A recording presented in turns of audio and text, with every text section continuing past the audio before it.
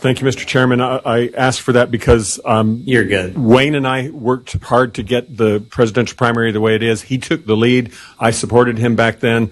I felt like he should speak first. And then I could fill in a few details. There's a logistical reason that we preferred an earlier primary. And the reason is that the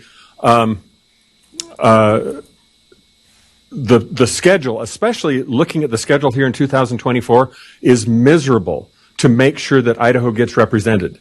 And by the way, I've worked with Chair Boyce and Chair Marley, and I happen to know, and I can represent, I don't know if they're here to speak, but I've talked with them.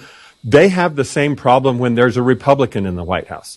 And when we have a Democrat in the White House, the tradition since 1954 has been whoever's party is in the White House goes last in National Convention.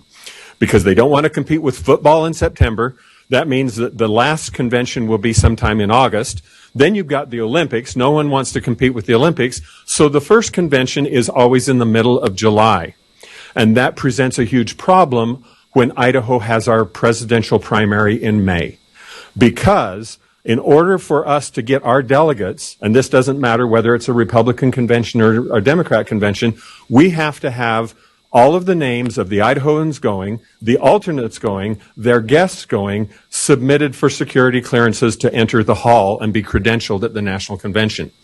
The FBI has requested that we have those names in advance 90 days before.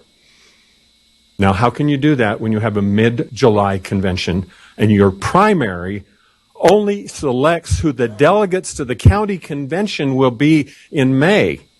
And then you've got to have county conventions. And those county conventions will elect the delegates to a state convention. And then you have to have a state convention.